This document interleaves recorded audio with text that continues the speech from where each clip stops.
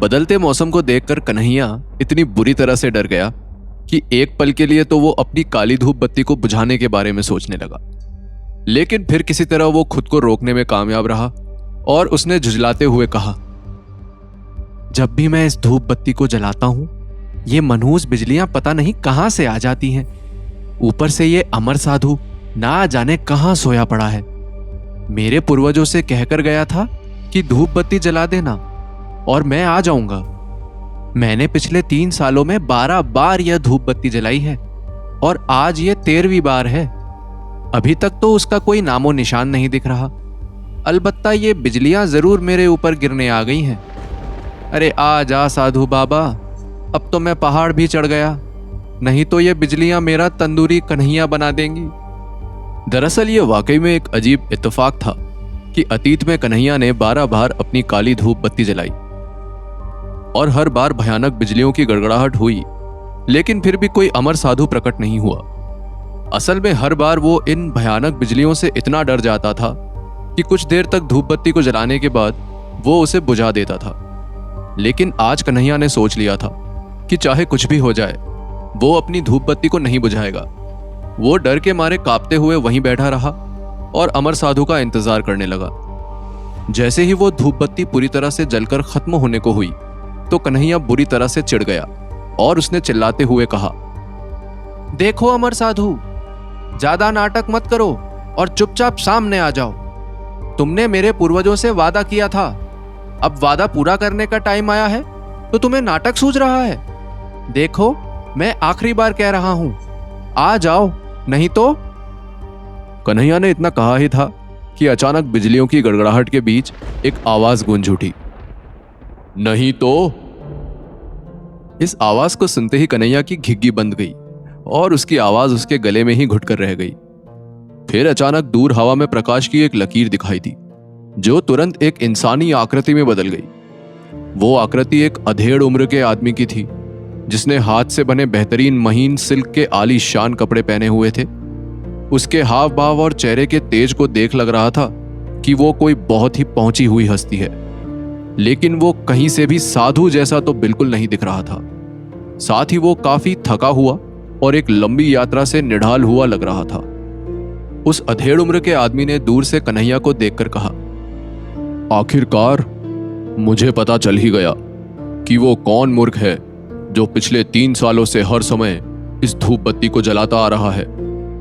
इतना कहकर वो आदमी पिछले कुछ सालों के अपने अनुभव के बारे में सोचने लगा और उसका मुंह कड़वाहट से भर गया। 3 साल पहले उसने इस धूप बत्ती की जादुई खुशबू को महसूस किया था। धूप बत्ती की जादुई खुशबू को महसूस करते ही उसे तुरंत उस कर्ज की याद आ गई जो उस पर नश्वर संसार में बाकी था। ये धूप बत्ती उसने सैकड़ों साल पहले एक परिवार को तब दी थी जब वो अमर होने की साधना कर रहा था, और उस परिवार ने इस आदमी की काफी मदद की थी। पहली बार जब वो आदमी धूप बत्ती की आभा को महसूस करते हुए बाहर निकला था तो लगा था कि उसके लिए बाहर जाना और फिर तुरंत लौट कर आना एक साधारण मामला होगा। लेकिन उसने कभी नहीं सोचा था कि धूप बत्ती ढूंढने से पहले ही उसकी आभा अचानक गायब हो जाएगी और धूप बत्ती से उसका संपर्क टूट जाएगा, जिसकी वजह से अधेड़ उम्र के आदमी को बार बार अपना शहर और अपनी साधना छोड़कर आना पड़ रहा था। हर बार वो धूप बत्ती तक पहुंच पाता उससे पहले ही उसकी आभा गायब हो जाती थी, और जैसे ही वो वापस अपने शहर लौटकर साधना करने बैठता तो अचानक धूप बत्ती की आभा फिर से उसे बुलाने लगती थी। इस तरह आगे पीछे करते करते इस अधेड़ उम्र के आदमी की हालत खराब हो चुकी थी और वह भयानक गुस्से से भर चुका था। इसलिए इस बार वो पिछले कई महीनों से अपने शहर नहीं गया, बल्कि मणिरंग पर्वत पर ही डेरा डाले बैठा रहा और इस धूप बत्ती की आभा का इंतजार करता रहा।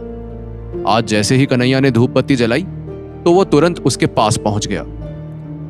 जैसे ही वो मणिरंग पर्वत पर उतरा तो उसकी नजर कन्हैया पर पड़ी। उसने तुरंत अपना हाथ हिलाया, जिससे तुरंत सुलगती हुई धूप बत्ती बुझ गई और बिजलियों की गड़गड़ाहट भी बंद हो गई। दूसरी ओर कन्हैया ने सदमे में उस आदमी को देखा और मन ही मन कहा, मैंने तो अमर साधु को बुलाया था, ये पता नहीं कौन है। इसके कपड़ों से तो ये किसी नाटक मंडली का कलाकार लग रहा है। असल में कन्हैया अभी भी अनिश्चित था कि वास्तव में क्या हो रहा है, इसलिए अपना हाथ अपनी पीठ के पीछे सरकाया और एक कुल्हाड़ी पकड़ ली। फिर कन्हैया ने सावधानी से उस अधेड़ उम्र के आदमी से पूछा, क्या आप अमर साधु हैं? जब अधेड़ उम्र के उस साधक ने अपनी दिव्य दृष्टि से कन्हैया को अपनी पीठ पर टंगी कुल्हाड़ी पकड़ते देखा तो उसकी आंखें बिजली की तरह चमक उठीं।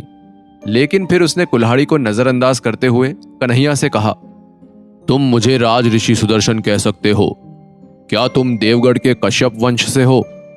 उस अधेड़ उम्र के आदमी के मुंह से राज ऋषि सुनते ही कन्हैया ने आंखें तरेरते हुए मन ही मन कहा, वाह बेटा, राज ऋषि मतलब राज भी करना है और खुद को ऋषि भी कहलवाना है।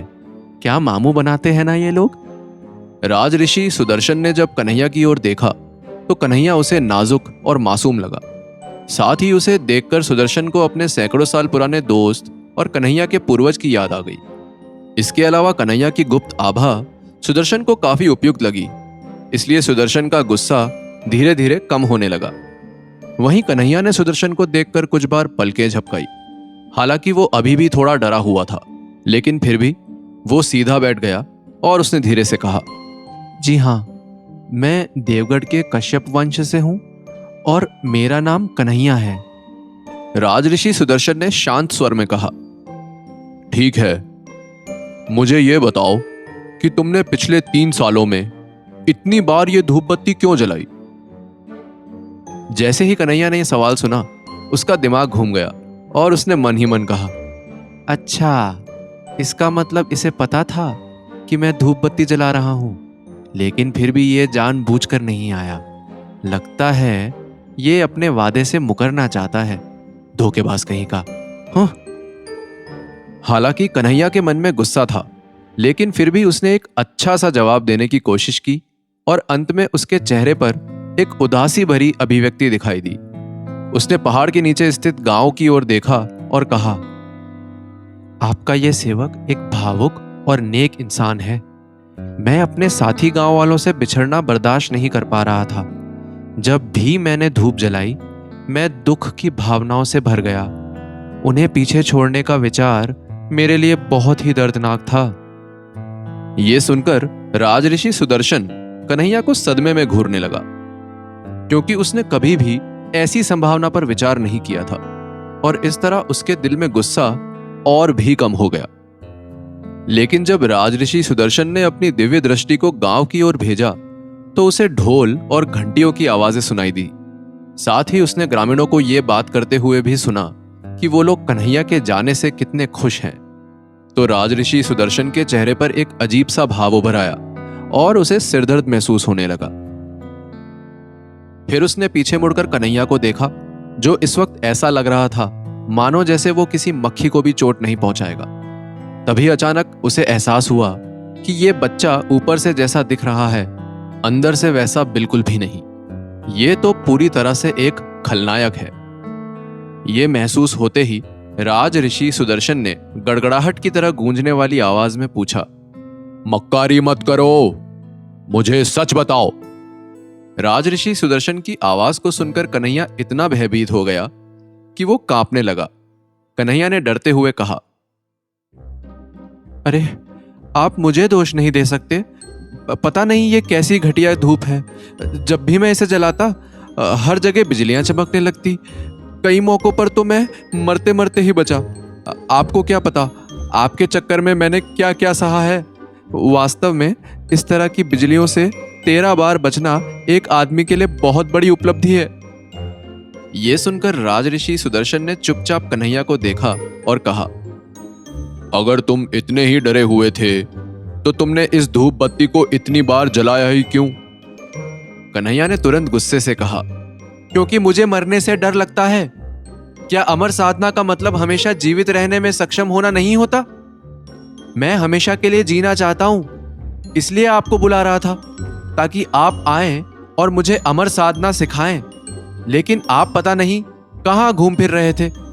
अगर आप पहली बार में ही आ जाते तो मुझे इतनी बार इस धूप बत्ती को जलाना ही क्यों पड़ता? यह सुनकर राजऋषि सुदर्शन एक बार फिर से अवाक रह गए, लेकिन उन्हें हमेशा के लिए जीवित रहने के प्रति बच्चे का आकर्षण अच्छा लगा और उन्हें एहसास हुआ कि कुछ कठिन प्रशिक्षण के बाद कन्हैया का व्यक्तित्व थोड़ा बदल सकता है। एक पल के विचार के बाद राज ऋषि सुदर्शन ने अपनी आस्तीन लहराई, जिससे कन्हैया प्रकाश की एक किरण से पूरी तरह से घिर गया। फिर राज ऋषि सुदर्शन ने कहा, अगर ऐसी बात है तो ठीक है, मेरे साथ आओ। अपने चारों ओर रोशनी का घेरा देखकर कन्हैया ने पूछा, हम कहां जा रहे हैं? लेकिन इससे पहले कि कन्हैया कुछ समझ पाता, अचानक उसे एहसास हुआ कि वो हवा में उड़ रहा है। उसने तुरंत नीचे देखा और कहा, हे भगवान, हम तो हवा में बहुत ऊपर आ चुके हैं। नहीं, हम उड़ रहे हैं। अरे, उड़ने से पहले बता तो देते, क्या मुसीबत है। इतना कहकर कन्हैया ने अपने हाथ में पकड़ी हुई कुल्हाड़ी नीचे गिरा दी और तुरंत राज ऋषि सुदर्शन का पैर पकड़ लिया। फिर कन्हैया ने तेज आवाज में पूछा, आखिर हम जा कहां रहे हैं? जब राज ऋषि सुदर्शन ने कन्हैया को अपना पैर पकड़ते हुए नीचे देखा तो थोड़ा असहज महसूस करते हुए कहा, अमर साधकों के शहर शंभाला। शंभाला का नाम सुनते ही कन्हैया चौंक गया, क्योंकि उसने पहले भी किस्सों और कहानियों में इस जगह के बारे में सुन रखा था। प्राचीन कहानियों के हिसाब से शंभाला हिमालय की वादियों के बीच छिपा हुआ वो शहर है जहां रहने वाले सभी लोग अमर हैं। कहते हैं भारत, तिब्बत और चीन तीनों देशों की सीमाओं के इर्द गिर्द कहीं गुप्त स्थान पर एक नदी बहती है जिसका नाम है देव नदी, और देव नदी की निचली शाखा पर स्थित है शंभाला, जिसका इतिहास अनगिनत वर्ष पुराना है। देव नदी के ऊपर 8 विशाल बादलों को छूने वाले पहाड़ हैं। उनमें से 4 पहाड़ नदी के उत्तरी तट पर स्थित हैं, जबकि 3 दक्षिणी तट पर।